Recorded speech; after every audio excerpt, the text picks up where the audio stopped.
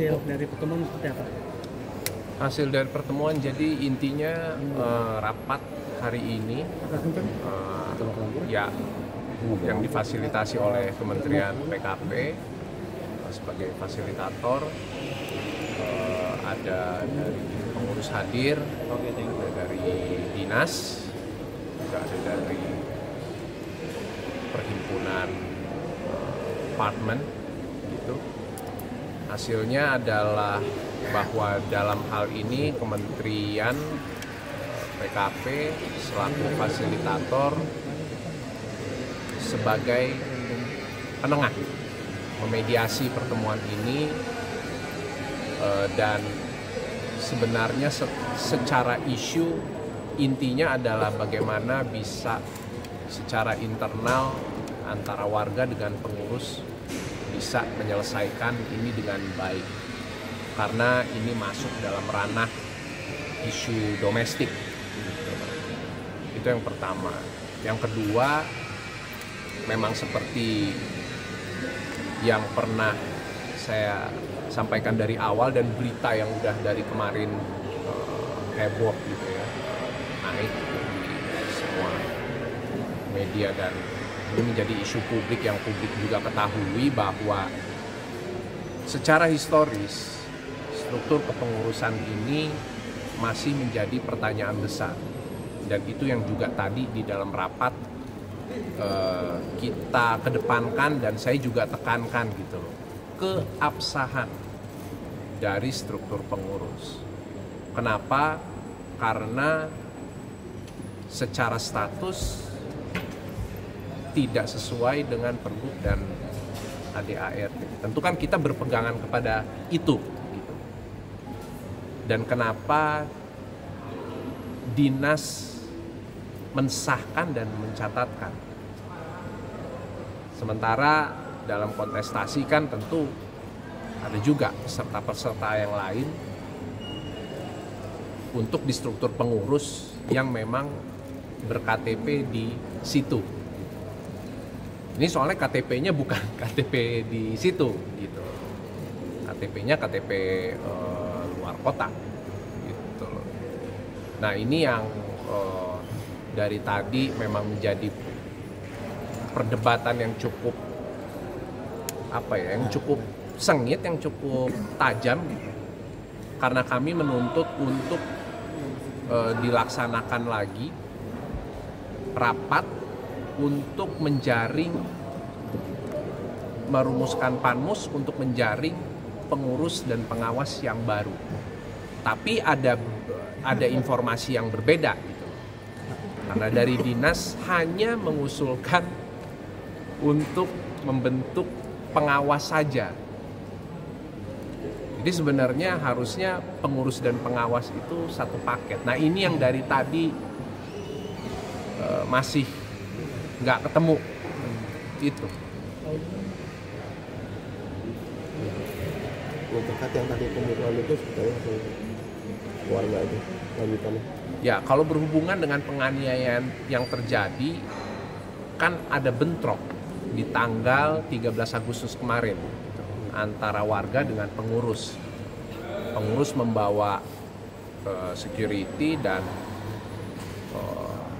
pengamanan yang kita duga tambahan dari luar. Di momen bentrok itu adalah terjadi penganiayaan. Ada dua. Satu terhadap warga laki-laki usianya sudah senior, yang kedua adalah terhadap lansia perempuan, dan ini dilakukan oleh orang yang diduga adalah otak di balik perkisruhan ini gitu. Dan orang yang sama juga melakukan penganiayaan. Jadi ini dua orang sama nih, juga melakukan penganiayaan terhadap lansia. Jadi ada dua penganiayaan yang terjadi, lansia perempuan, dan ini dilakukan juga dengan pasangannya. Jadi pasangannya pun juga melakukan penganiayaan ya. Itu langkah ke depannya udah dilakukan juga. Dalam hal ini langkah ke depannya tadi disampaikan oleh Ibu Direktur Kementerian PKP mendorong agar dinas segera bergerak untuk menyusun aturan-aturan dan tata kelola untuk nantinya istilahnya kalau handphone tuh restart lah. Kita refresh lagi dari awal dan tentunya nanti insya Allah akan ada pendampingan juga dari Kementerian PKP untuk proses pembentukan panmus dan penjaringan pengurus dan pengawas. Nah ini yang menjadi apa ya? Ini yang menjadi isu yang cukup pelik gitu loh. Karena ya itu tadi. Gitu. Dari dinas hanya mengusulkan untuk membuat panmus hanya untuk memilih pengawas saja gitu. Dan itu yang tadi diintervensi oleh Ibu Direktur dari Kementerian PKP untuk segera ditindaklanjuti bahwa kedepannya panmus ini yang akan dibentuk melalui rapat agar nanti menjaring bukan hanya pengawas, tapi pengurus dan pengawas menjadi satu paket. Berarti bisa dibilang apa tadi belum ada titik temu dan belum ada endingnya atau? Ini baru saya belum bisa, saya tidak mau datang dengan asumsi, saya tidak mau datang dengan prediksi terlalu banyak dan terlalu jauh, karena ini saya juga baru ini rapat, ternyata dalam perjalanan dan dalam proses rapat sangat intens gitu, sangat intens, situasi sempat memanas, bersih tegang satu sama lain. Saya harus katakan itu gitu ya, saya harus sampaikan itu karena memang faktanya seperti itu gitu. Dan mungkin bukan titik terang banget gitu, tapi dari upaya yang kita lakukan, yang warga lakukan gitu, melalui audiensi gitu, rapat hari ini yang difasilitasi oleh Kementerian PKP, setidaknya ada secercah harapan gitu bagi kami para warga gitu, yang kami merasa bahwa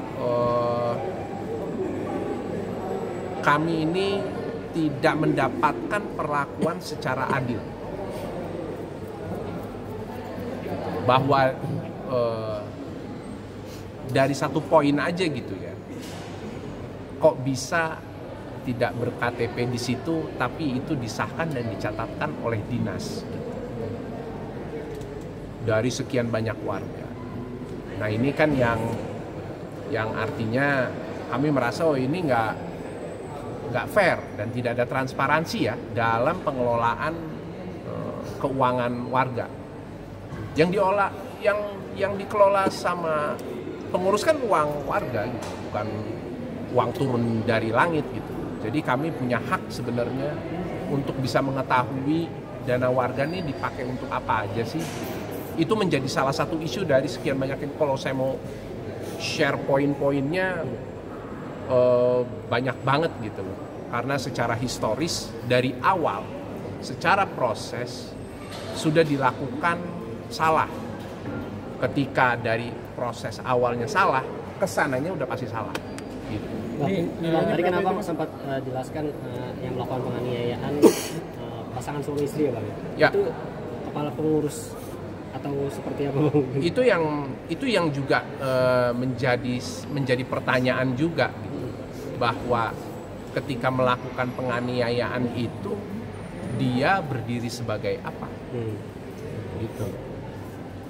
Dan diduga yang bersangkutan juga ada intervensi mengirimkan surat ke dinas untuk tidak mencatatkan pengawas yang sudah terpilih dan yang mana itu dalam rapat sudah dinotariskan yang juga dihadiri oleh dinas. Ini pertanyaan, maksudnya orang ini berdiri sebagai apa? Tapi ya itu tadi, kami menduga bahwa dia adalah dalangnya gitu.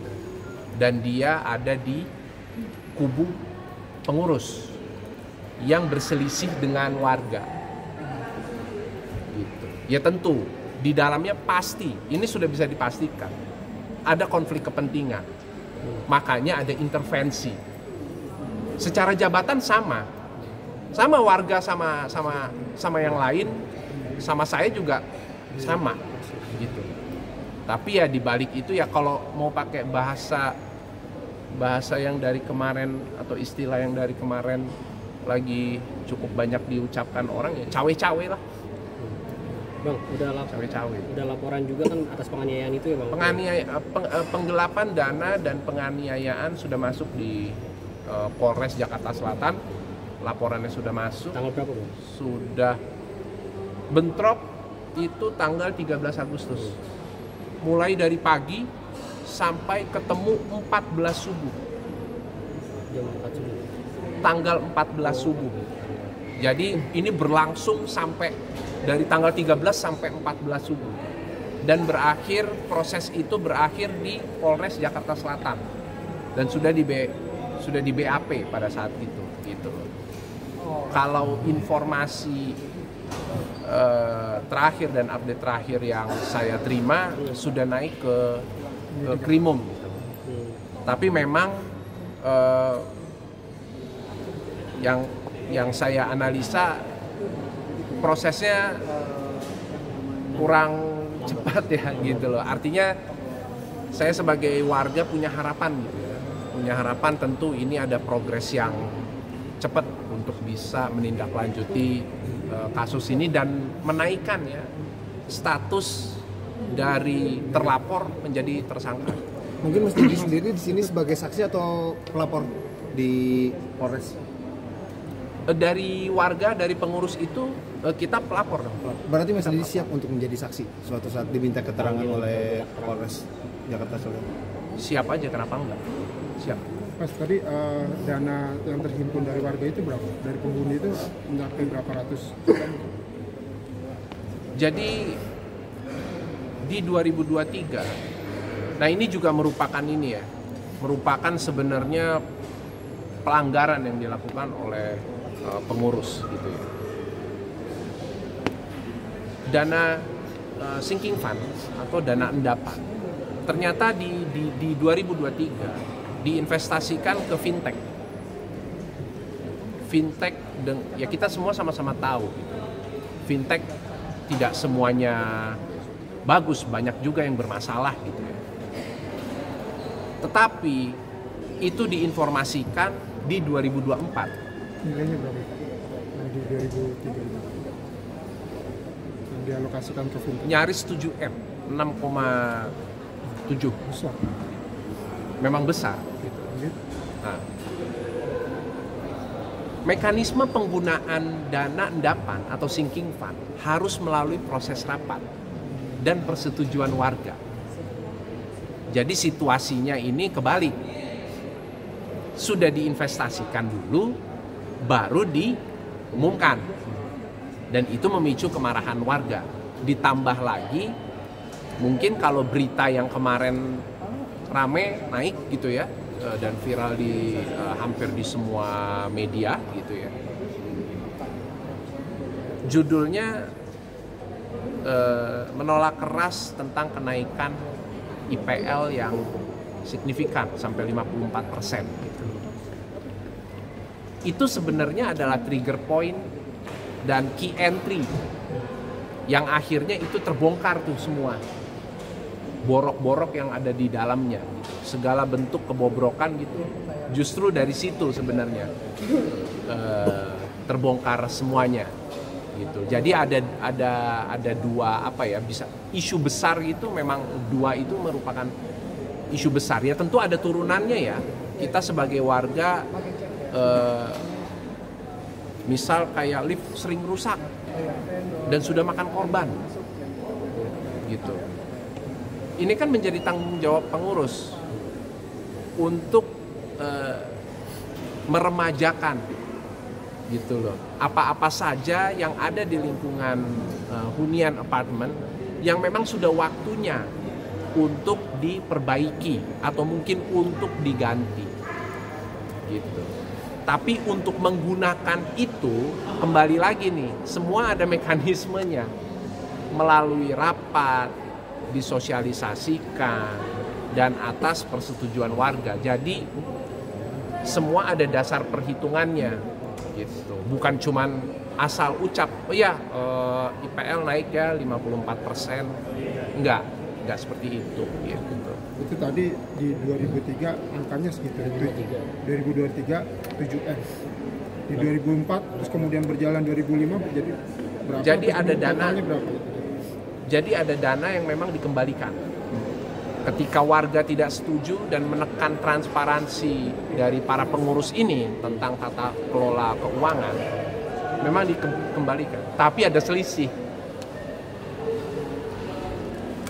Dan itu terpecah-pecah. Jadi bukan kayak misal 6,7M sudah diinvestasikan. Oke, saya kembaliin 6,7M dikembaliin. Enggak. Jadi ada selisih. Dan yang lebih yang cukup absurd lagi adalah di laporan 2023 harusnya selesai di Desember 2023. Tapi di situ terselip ada laporan 2024. Yaitu kan belum bisa dicantumkan. Ketika 2023 selesai, ya selesai di 2023 di Desember. Gitu. Ada restatement yang mereka lakukan yang ya akhirnya itu tadi ya. Ya kita warga mulai mencium keanehan dan kejanggalan yang sudah mulai kuat gitu loh, dan kecurigaan kita semakin kuat. Itulah makanya tadi saya bilang di situ pintunya sebenarnya. Pintunya akhirnya semuanya terbongkar dan terbuka semua.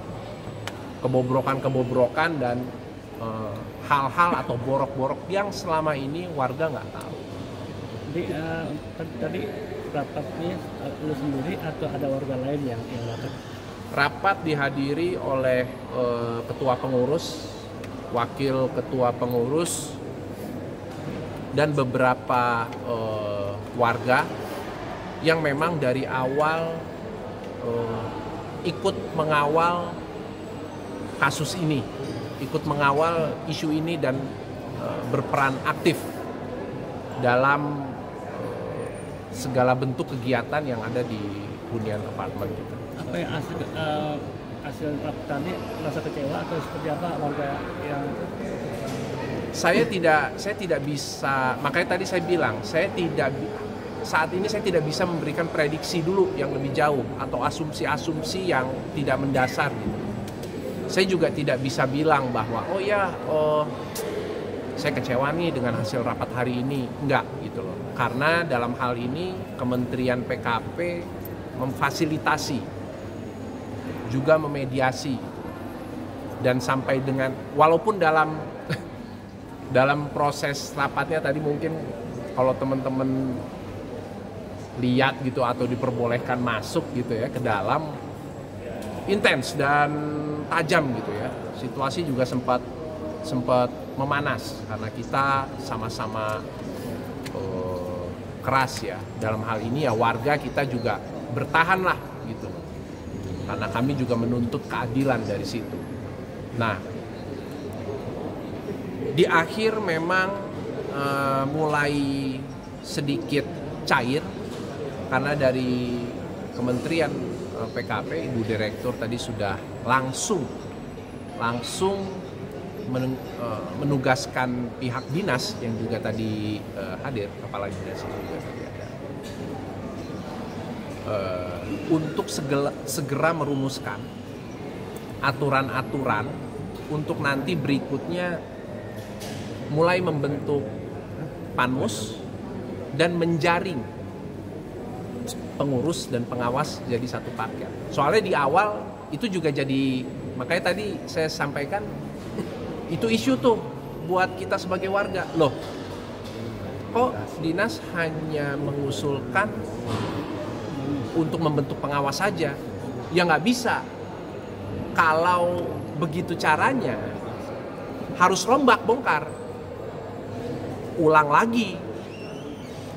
Panmus, pengurus, pengawas, satu paket. Panmus ini nanti yang menjaring, verifikasi nih. Calon-calon pengurus, calon-calon pengawas gitu. Jadi nggak bisa cuman, oh ya Panmus, terus kita pengawas aja deh. Ya nggak bisa seperti itu gitu. Semua kan ada aturannya gitu.